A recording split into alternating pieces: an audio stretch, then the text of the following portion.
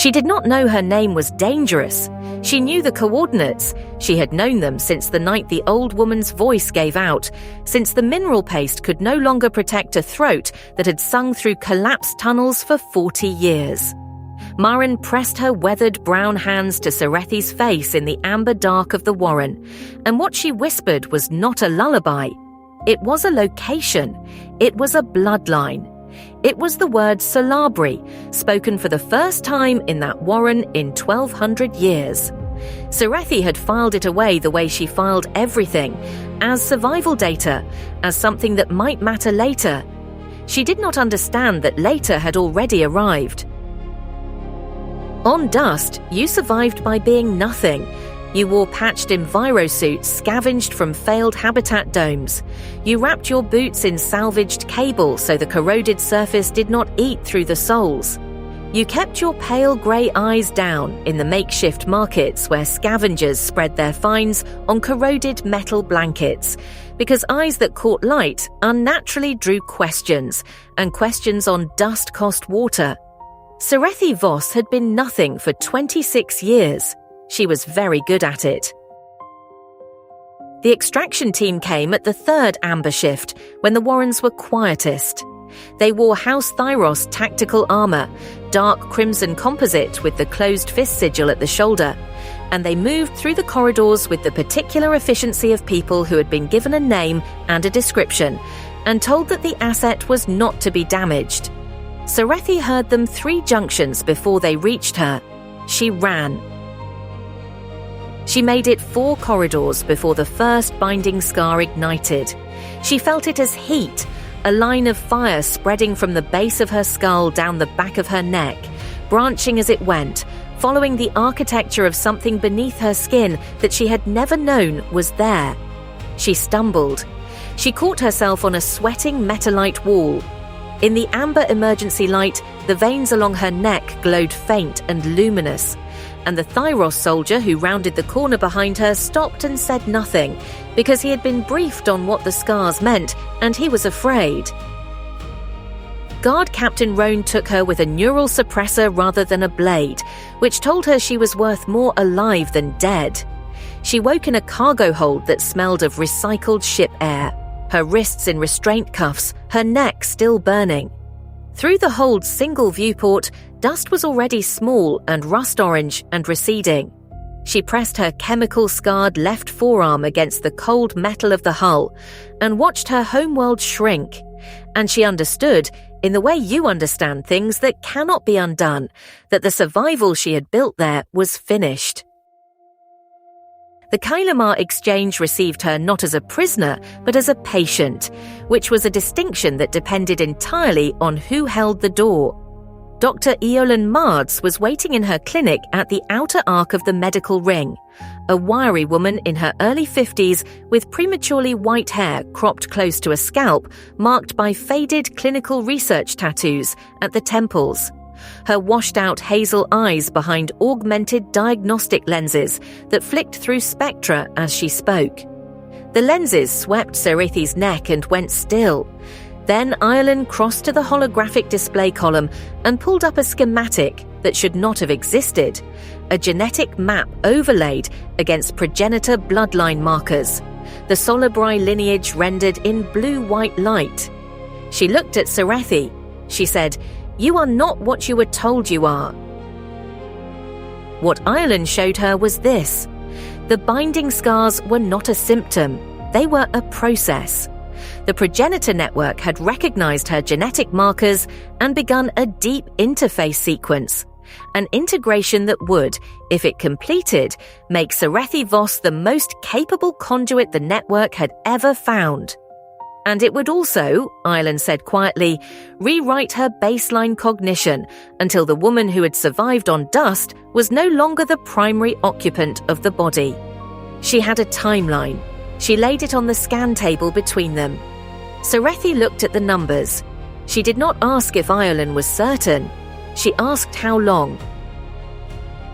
Kale Thyros found her at the exchange because Vex Karen told him where to look, and Vex Karen knew because she had intercepted the extraction order before Guard Captain Roan had finished reading it. He arrived in civilian merchant clothes that were always slightly too well tailored for the stations he frequented, his matte black prosthetic hand resting on the clinic's doorframe, his shaved head marked by the thin surgical scar from right temple to behind his ear. He looked at the binding scars on her neck. He said, "My father sent the team." She said, "I know." He said, "I am not my father." She said, "I know that too." They went to Phelan because the Ash Singers had something she needed, and because old Senna was dying and the relay could not wait. The shuttle crossed the Death World corridor, a string of grey-brown worlds passing beneath, each one scarred with failed dome clusters and the geometric ghosts of Progenitor infrastructure. Between planets, the corridor was a lane of dim stars and scattered debris fields, wrecked transports, abandoned relay buoys, trailing dead cables. Serethi watched the ruins and thought about Maren, about the data chip necklace that had clicked softly when she moved, about the 40 years of memorized civilizations that lived now only in Serethi's own memory of a voice. Phelan's bone-white salt flat was empty under a sulphurous sky when they landed. Inside the central dome, the amber emergency lighting caught the data chip necklaces of 11 Ash Singers sitting in a loose ring on woven floor mats. Old Senna sat at the ring's center, skin like cracked clay, milky white eyes that had not seen clearly in decades, bone-white hair wrapped in salvaged envirosuit fiber. Her hands trembled at rest. When she began to sing, they went perfectly still. The song was a welcome song. Serethi had heard its structure before in Maren's voice, but old Senna's version changed key halfway through, a modulation no welcome song was supposed to contain, and in the changed key, embedded in the mineral paste resonance of a throat that had sung Progenitor phrases for 60 years without knowing it, was the kill switch warning. Old Senna died before the storm hit. The chemical wall rolled across the salt flat, a curtain of rust orange and sulfur yellow particulate 3 kilometers high, lit from within by static discharge. And inside the dome, the Ash Singers sang her out with the 11 data chip necklaces clicking against each other in the amber light. Serethi stood at the dome's inner wall and pressed her chemical-scarred forearm to the polycarbonate and watched the storm consume the horizon, and she thought, Maren died knowing what she was sending me toward.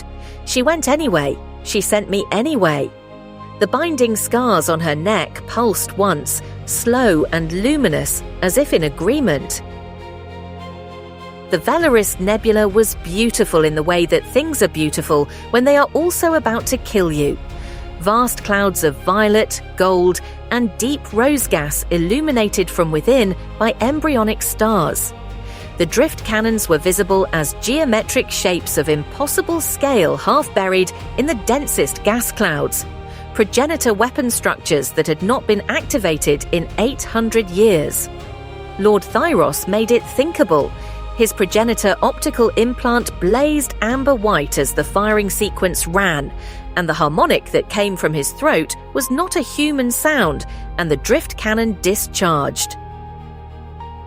The habitable moon, 60,000 people, agricultural domes, a spaceport with 3 landing pads, ceased to exist in a sphere of superheated debris that bleached the nebula's violet to pale grey for 300 kilometers in every direction.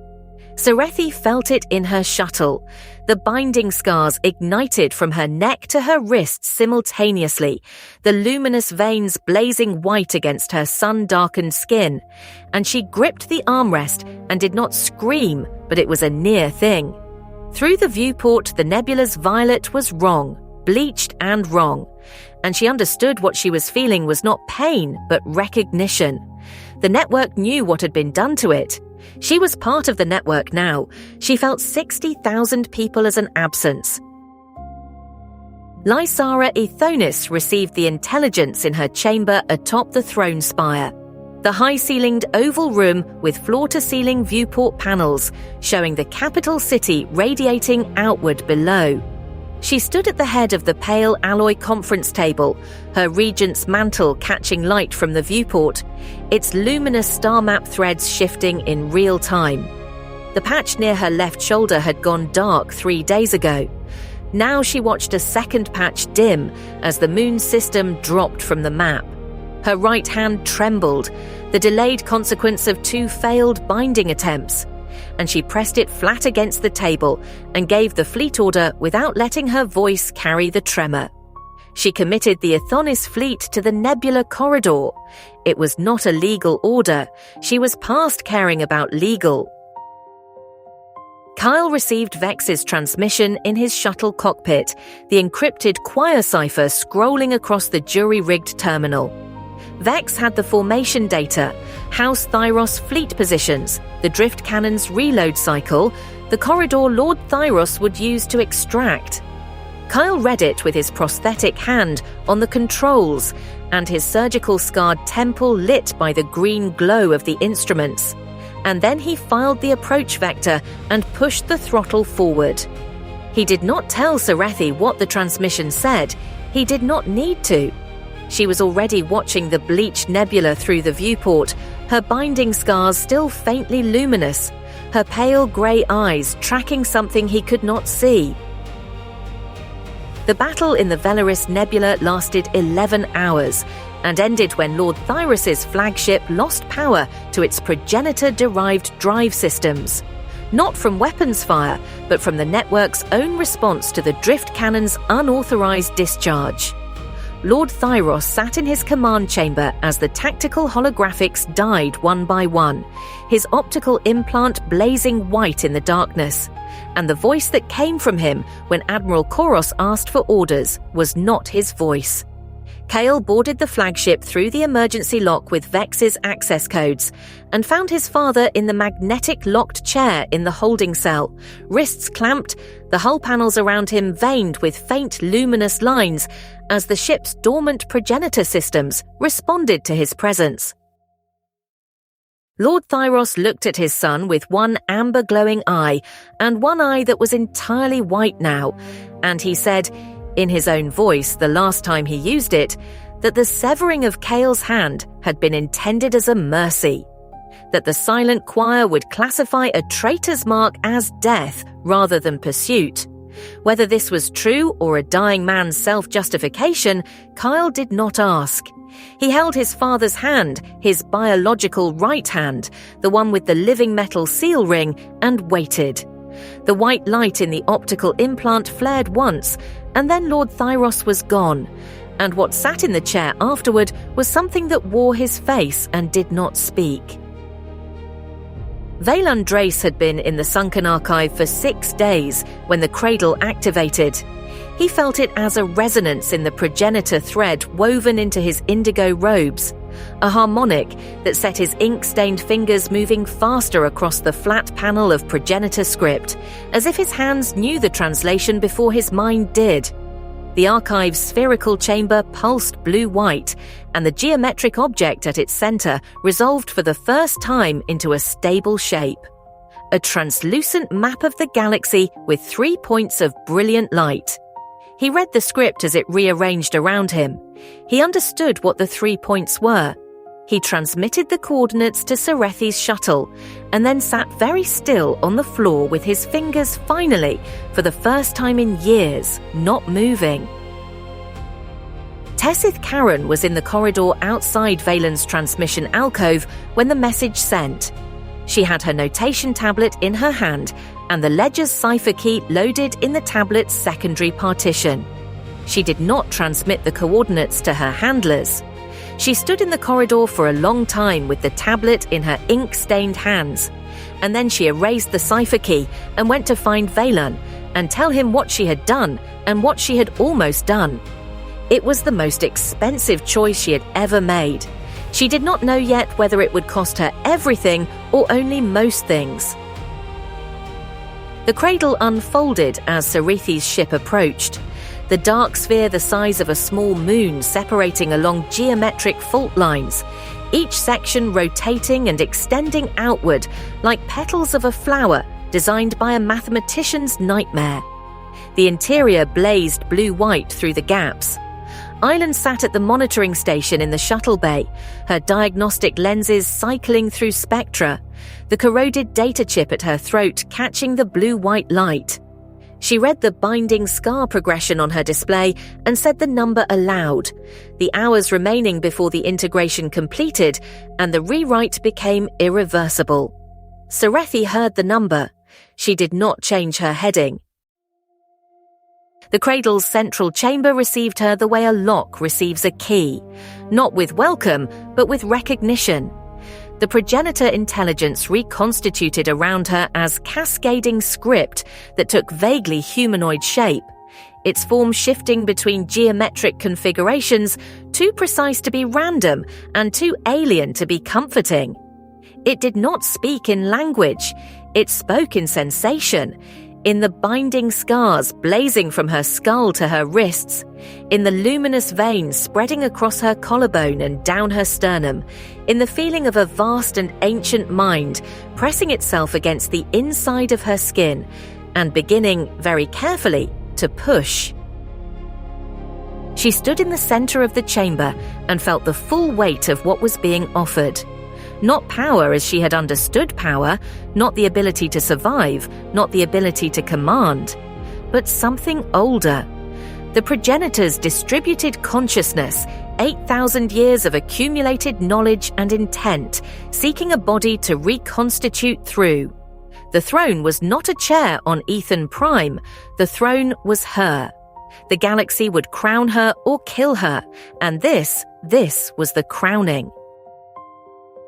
She thought about Maren's hands in the amber dark of the warren. She thought about old Senna's welcome song-changing key. She thought about Island's timeline and the number Island had said aloud. She thought about dust, the rust-orange wasteland above the seed chamber, the world that had been Solabri Prime. She thought about what it meant that the seed was a terraforming engine. She thought about what it meant that the last progenitor had built a door and then hidden the key to lock it. Serethi Voss pressed both hands against the cradle's control interface and spoke the severance command in the progenitor language, at the precise harmonic frequency, the way old Senna's changed key welcome song had taught her without knowing it was teaching. The kill switch executed. The reconstituting intelligence fragmented back into dormant code, not destroyed, but silenced, scattered, returned to the long patience of a network without a conductor. The binding scars along her neck and wrists blazed white-hot for 3 seconds and then went dark. The luminous veins faded. Her pale grey eyes, when she opened them, caught the light of the cradle's dying blue-white glow in the ordinary way that eyes catch light. Reflected, not generated. She was mortal, she was permanent, she was herself. Eolan was at the shuttle bay door when Serethi walked out. She looked at Serethi's neck. She looked at her wrists. She looked at her eyes. She said nothing for a long time. Then she took out her diagnostic tablet and began documenting the first case of binding reversal in recorded history. The corroded data chip at her throat caught the dying light of the cradle as it closed. She did not remove it. On dust, above the seed chamber, Kale wrapped his father's body in ship-hull fabric and dug into the rust-orange metalite with his prosthetic hand and his biological one, and the hexagonal fractures in the ground around him pulsed very faintly blue-white as the seed registered the Solabri blood walking the surface. He placed his father in the ground. He placed the blade, the one Lord Thyros had said was a mercy, in the grave beside him. He covered them both with rust-orange metalite particulate that tasted of iron. He stood up. The chemical-hazed horizon was very wide and very empty. Serethi landed on dust an hour later. She walked across the rust-orange surface in her patched envirosuit with her boots wrapped in salvaged cable, and the seed chamber beneath her feet pulsed once in recognition and then went quiet, not dormant, but waiting. She stood beside Kale at the grave. Neither of them spoke. The wind moved the particulate across the hexagonal fractures. Far above, the galaxy continued its argument about what came next. Lysara without a title, Valan with a language and no institution, Tessith with a choice she had not finished paying for, Sorvath Cade with a fragment she was still deciding to suppress. The throne spire on Ethan Prime still rose into low orbit, its progenitor script still glowing faintly blue. The infrastructure was mortal now. The galaxy would have to learn to maintain what it had inherited, or it would lose it. Serethi looked at the rust-orange ground beneath her feet, the ground that was also Solabri Prime, the world that could be reborn. She did not activate the seed, not today. Today she stood beside Kale and felt the absence of the binding scars on her skin like a clean scar. Permanent, healed, the mark of something survived. What came next had no name yet. She was going to have to find one.